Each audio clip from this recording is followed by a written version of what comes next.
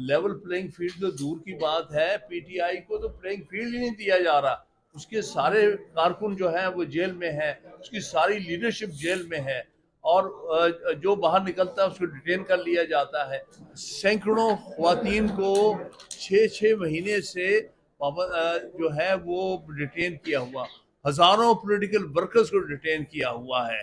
इस चीज का नोटिस लेने की बजाय ये और तरफ उनकी तवज्जुआत हैं। खास गुजार पीटीआई ने इलेक्शन को पोस्टपोन करने की कोशिश की, वो बिल्कुल गलत है। इलेक्शन शुरू से पीटीआई का मौक़िफ़ ये रहा है कि इलेक्शन वक्त पे होने चाहिए। पाकिस्तान तहरीक इंसाफ के खिलाफ फैसले किए जा रहे हैं और दूसरी पार्टियों को पूरा उन्हें मौका दिया जा रहा है। देखिए, ये जो पिछले दिनों रिटर्निंग ऑफिसर्स के हवाले से जो फैसला आया, हम समझते हैं कोई काबिल फ़ख्र फैसला नहीं है, इसलिए कि जो एप्लीकेशन थी वो ये थी कि रिटर्निंग ऑफिसर जुडिशल ऑफिसर में से होने चाहिए। माजी में भी ये होता रहा, और जो हालात जा रहे हैं इस वक्त बड़े वाजे हैं। इस चीज़ का नोटिस सुप्रीम कोर्ट को लेना चाहिए कि इस वक्त इलेक्शन कमीशन ऑफ पाकिस्तान जो है वो बड़ा वाजे तौर पर जानिबदार नजर आ रहा है। हर तरह से पाकिस्तान तहरीक इंसाफ के खिलाफ फैसले किए जा रहे हैं और दूसरी पार्टियों को पूरा उन्हें मौका दिया जा रहा है कि वो इलेक्शन कैंपेन करें, जबकि यहाँ के सारी की सारी सियासी लीडरशिप को जो है वो पाबंद सलासल किया हुआ है। तो सुप्रीम कोर्ट अपनी आंखें नहीं बंद कर सकती इन हकायक से। और दूसरी बात ये समझना कि दरख्वास्त गुजार पीटीआई ने इलेक्शन को पोस्टपोन करने की कोशिश की, वो बिल्कुल गलत है। इलेक्शन शुरू से पीटीआई का मौक़िफ़ ये रहा है कि इलेक्शन वक्त पे होने चाहिए, 90 दिन के अंदर होने चाहिए। ये जुडिशरी की वजह से ये इलेक्शन जो है डिले हुए हैं, वरना नवंबर में इलेक्शन हो चुके जाने चाहिए थे। और इस वजह से इन सारे मामलात में हमेशा मौक़िफ़ रखा गया है। ये नहीं कभी किया गया कि हम कहें कि डिले किया। डिले करने वाली दूसरी ताकतें हैं जो अभी भी कोशिश कर रही हैं कि इलेक्शन को डिले किया जाए। तो खान साहब आप कह रहे हैं कि जुडिशरी की वजह से इलेक्शन डिले हो रहे हैं, तो फिर भी जुडिशरी से ही आप आरोप मान रहे हैं। देखिए, यही मजबूरी है और क्या रास्ता है। हम ये समझते हैं कि जुडिशरी को जितनी जल्दी इस मामले को समझ लें उतना ही अच्छा है। हमें बहुत सी तवक्कुआत थी, लेकिन अभी तक बहुत ही मायूसी जा रही है इस किस्म के फैसलों से। यहाँ पर जिस तरह से एक सियासी जमात के साथ ज्यादती हो रही है, यानी इंट्रा पार्टी इलेक्शन सबके इसी किस्म के हुए और इसके ज्यादा एलेबरेट हुए हैं। अच्छा, ठीक है, बस मेरा बात खत्म। आप कर लें। मेरा एक फुल बेंच बैठने लगा, मतलब वो कर रबिया रबिया आप आए। रबिया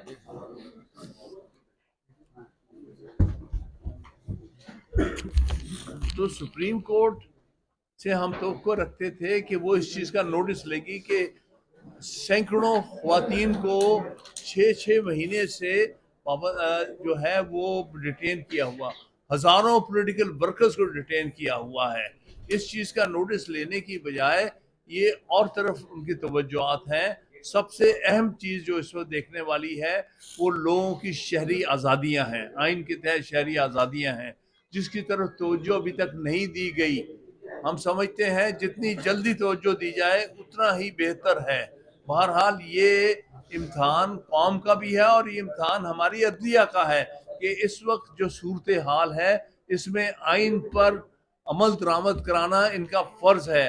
अगर इस फ़र्ज़ में ये पूरे नहीं उतरेंगे तो ये तारीख के सामने जवाबदेह होंगे। अच्छा सर, मुस्लिम लीग नून का सोशल मीडिया जो है वो इस तरह से कंपेन कर रहा है कि पीटीआई के पास जो है इलेक्शन लड़ने के लिए कैंडिडेट नहीं है, वोकला ही इलेक्शन लड़ेंगे। क्या वोकला को टिकट देना ठीक नहीं? देखिए, पीटीआई वकला भी पीटीआई का हिस्सा है, जिस तरह पीएमएलएन में बहुत से वकला उनका मेंबर्स हैं, तो लिहाजा ये कोई तो अलहदा बॉडीज नहीं है। वो वकला जो कि पीटीआई के मेंबर हैं वही इलेक्शन लड़ेंगे, और वकीलों में इलेक्शन लड़ने का ट्रेंड पैदा होना चाहिए। हुआ क्या है, आपको याद होगा कि जब पाकिस्तान बना है तो बेसिक लीडरशिप जो थी सारी वकला में से थी।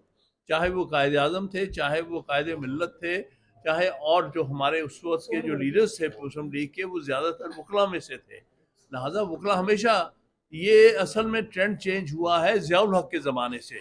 ज़ियाउल हक जो है वो पैसे को लेके आया है, और जो हम लेगेसी ज़ियाउल हक की देख रहे हैं वो आज ये है कि जितने पैसे वाले लोग जो हैं वो सियासत में दाखिल होकर पैसे का गलत इस्तेमाल करते हुए इस्टेब्लिशमेंट का साथ दे रहे हैं। लिहाजा हम उस ट्रेंड को रिवर्स करना चाहते हैं। हम चाहते हैं कि वकला ज़्यादा से ज़्यादा सियासत में आएँ, ताकि आइन की पाबंदी हो, आइन की पासदारी हो, कानून की हुक्मरानी हो। सर खबरें ये भी निर्देश कर रही हैं कि इत्तेदाद एहसन साहब जो है ना वो ज्वाइन करने वाले हैं, कुछ तरह की जी, इत्तेदाद एहसन साहब के बारे में भी खबरें निर्देश कर रही हैं कि वो ज्वाइन करने वाले हैं बहुत जल्द। देखिए वो उनकी जैसे मर्जी। अच्छा सर, आपसे ये सवाल है कि इमरान खान साहब ने ये ख्वाहिश का इजहार किया कि आप इंसानी हकूक़ पे बड़ी बात कर रही हैं आजकल, तो आप ये इलेक्शन लड़ें, तो क्या आपका ऐसा प्लान है कि आप जनरल इलेक्शन में जो बड़े-बड़े वकला आ रहे हैं इलेक्शन में, तो क्या आप ये इलेक्शन में हिस्सा लेंगे? देखें जी, बाहर के प्लेटफॉर्म से कौन सा बड़ा प्लेटफॉर्म है इंसानी हकूक़ की स्ट्रगल करने का, तो वो हम कर रहे हैं। और हमारा प्रोफेशनल ग्रुप अहमद खान साहब की क़यादत में उससे ज़्यादा स्ट्रगल किसने की है, तो हम करेंगे, इस प्लेटफॉर्म से कर रहे हैं। इलेक्शन लड़ेंगे जनरल इलेक्शन। जी जनरल इलेक्शन।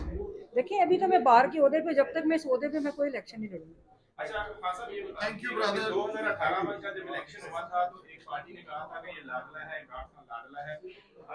वो जो इलेक्शन 2018 में हुआ था वो एस्टैब्लिशमेंट में उसमें किस हद तक उसने रोल प्ले किया था, जबकि आप ये कहा जा रहा है कि नवाज शरीफ के लिए जो है वो रेड कार्पेट बिछाया जा रहा है, वो नवाज शरीफ लाडला बना हुआ है। 2018 में इलेक्शन में जो है वो क्या इमरान खान लाडला था और एस्टैब्लिशमेंट में उसका रोल था? 2018 में किसी के लिए रेड कारपेट नहीं बिछाया गया था, ना बाहर से किसी को बुलाया गया था, और ना ही उनको जो है वो प्रोटोकॉल दिया गया था प्राइम मिनिस्टरशिप का। लिहाजा ये मखसूस हालात इस साल के हैं जो आप देख रहे हैं। और दूसरी बात ये है कि किसी सियासी जमात को वो उन्होंने इलेक्शन लड़ने से बाहर नहीं रखा था।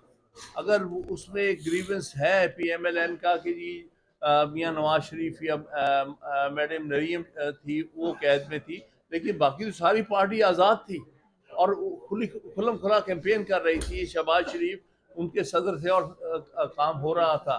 इस वक्त तो लेवल प्लेइंग फील्ड तो दूर की बात है, PTI को तो प्लेइंग फील्ड ही नहीं दिया जा रहा। उसके सारे कारकुन जो हैं वो जेल में हैं, उसकी सारी लीडरशिप जेल में है, और जो बाहर निकलता है उसको डिटेन कर लिया जाता है।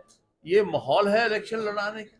ये इसमें तो बड़ा वाज़ेह तौर पर एक जानबदारी की सूरत हाल इस वक्त मौजूदा so called care taker government की तरफ से नज़र आ रही है, जो कोशिश कर रही है कि एक सियासी जमात जो कि मुल्क में सबसे ज़्यादा इस वक्त हद अजीज है, जिसका लीडर सबसे ज़्यादा जो है वो पॉपुलर है, उसको किसी ना किसी तरह से इन इलेक्शन से बाहर रखा जाए, जो कि एक मुल्क के लिए किसी तौर पर भी आइन के लिए, जमहूरियत के लिए अच्छा नहीं है। Thank you very much.